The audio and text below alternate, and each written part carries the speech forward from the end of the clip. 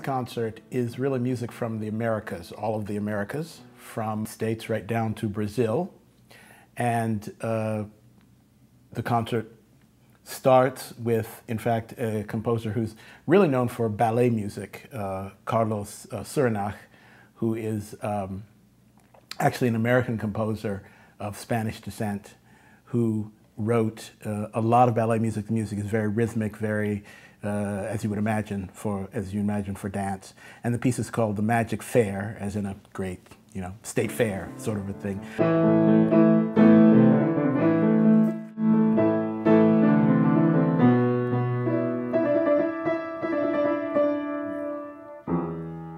It's so not written for the piano in any way. In fact, I was finding it interesting that some of the scales that they have to learn, which is not a real scale, and yes, but that's why you take things to the piano so that you understand what everyone else is suffering through when they try to play it. And then we actually go to a piece that is brand new, the Chicago Songs by Kurt Erickson. This will be a world premiere, the Kurt Erickson, and it was written for the Sacramento Philharmonic and for Marnie Breckenridge. Marnie Breckenridge right now is making a great career both in the United States and abroad as a soprano, high soprano. She just was a great success in Candide in London. And as a result of that, she was invited to sing at the Glyndebourne Festival. So she's doing very, very well. In fact, we're very lucky that we booked her sometime in advance, because I'm not sure we could have gotten her for this period if we'd waited any longer, because now people are hiring her for all sorts of things all the time. The most important thing to remember about contemporary music, well, two important things to remember. First of all, no one likes everything. And so you have permission to not like it. It could be that you don't like it, or you might like it, but you're better going into the performance thinking, well, I'll see if I like it. And then you decide at the end whether you like it or not. It helps to have the composer present, and we have pre-concert talks before each concert to talk about the piece of music, and generally the composer is there to explain what he or she was trying to do. So if you come an hour early and you see that pre-concert talk, it gives you a much better idea what's going to happen. But even then, the idea is that the composer tells you what he or she was trying to achieve, and then you get to decide how successful they were.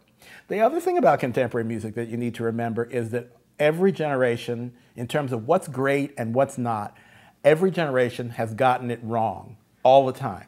When Beethoven was alive, nobody thought that much of his pieces. They thought he was a great pianist. They sort of put up with his composition. Now, of course, we think it's just the greatest thing ever. So leave your mind open, see if you like it, and then later generations will decide whether it was great or not. We'll also do the West Side Story dances of Leonard Bernstein, and of course everyone knows that music. Well, there's a where the opening tritone, which you don't need to know, that's the interval, which is the beginning of Maria. But it's not the famous songs from West Side Story. It really is the dance sequences within West Side Story. So you will recognize some of the famous tunes, but more importantly, you'll recognize the famous rhythms and the mambo, and the orchestra even yells the word mambo a couple of times in the chorus of the piece. So that piece, which is a really standard now on concerts all the time, very evocative, again, of the American Latin theme, which permeates this whole concert. It's still emotional doing Bernstein because, first of all, it's always different when you've known the composer. Because how often do you get to actually have known this really famous composer?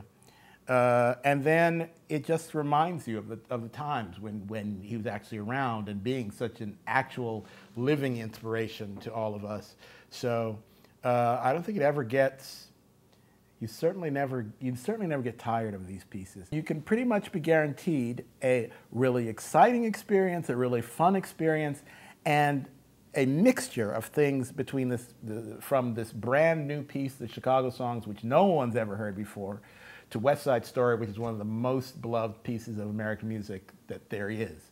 So there's something on this program for everybody, and I think everyone will go away really having had a wonderful evening.